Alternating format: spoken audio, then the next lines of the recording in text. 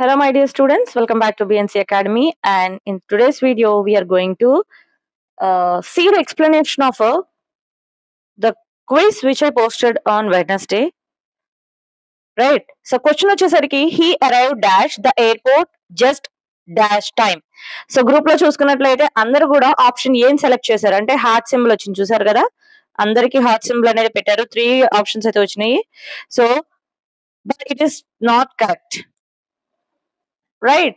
So ఎందుకు correct కాదు అంటే, first of all correct answer అనేది ఇస్తున్నాను చూడండి.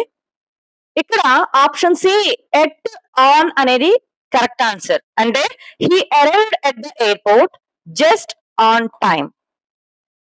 సో ఇక్కడ ఎట్ ద ఎయిర్పోర్ట్ ఎందుకు కరెక్ట్ అంటే, మనం ఒక స్పెసిఫిక్ ప్లేస్ ని చూపిస్తున్నాం. ఎయిర్పోర్ట్ అనేది ఒక స్పెసిఫిక్ ప్లేస్ ఆర్ పాయింట్ కదా. సో స్పెసిఫిక్ ప్లేసెస్ ని మనం మెన్షన్ చేసేటప్పుడు ఎట్ రావాలి అని చెప్పి ప్రీవియస్ వీడియోలో కూడా నేను చెప్పాను. అండ్ సెకండ్ థింగ్ వచ్చేసరికి ఏంటంటే on time.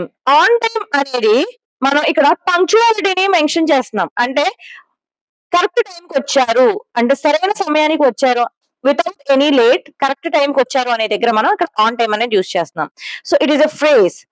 Okay, it is the correct phrase when someone arrives exactly at the scheduled time. So అక్కడ ఉన్నటువంటి టైం కి వాళ్ళు ఎగ్జాక్ట్ టైం లో పంక్చువాలిటీ మెయింటైన్ చేస్తూ వచ్చారు వితౌట్ ఎనీ లేట్ అంటే మనం ఆన్ టైం అంటాం. So the right answer is at and on. ఓకేనా? కాబట్టి కరెక్ట్ సెంటెన్స్ ఏమవుతుంది? He arrived at the airport just on time. Okay, now ఇప్పుడు ఆప్షన్ ఏ ఎందుకు కరెక్ట్ కాదు అనేది ఒకసారి చూసుకుందాం. రైట్.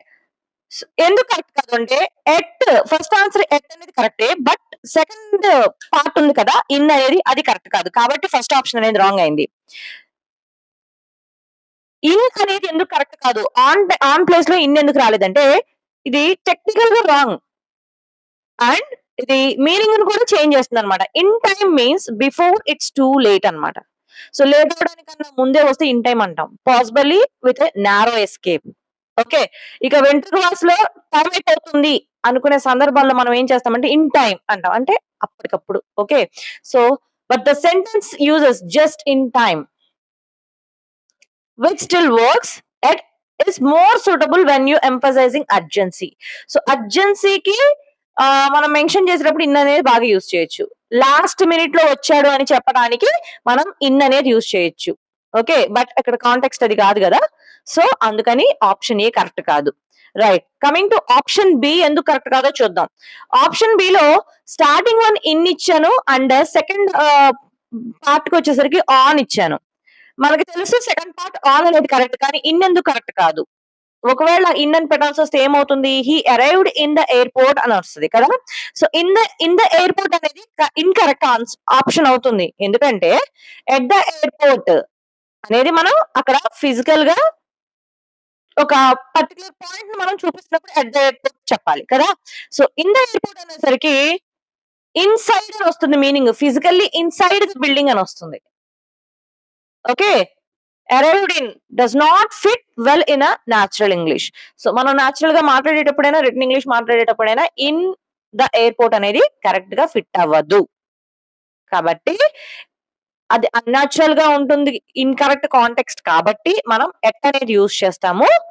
అంటే అది కూడా జనరల్ అరైవల్ పాయింట్స్, ఎలా స్టేషన్స్ కానీ లేదంటే ఎయిర్పోర్ట్స్ కానీ ఆర్ ఈవెంట్స్ కానీ ఇలా జనరల్ అరైవల్ పాయింట్స్ వచ్చినప్పుడు మనం ఎట్ అనేది యూజ్ చేయాలి.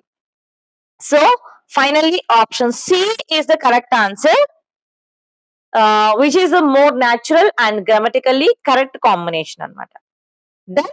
So see you with another quiz explanation. Till the time, happy practicing.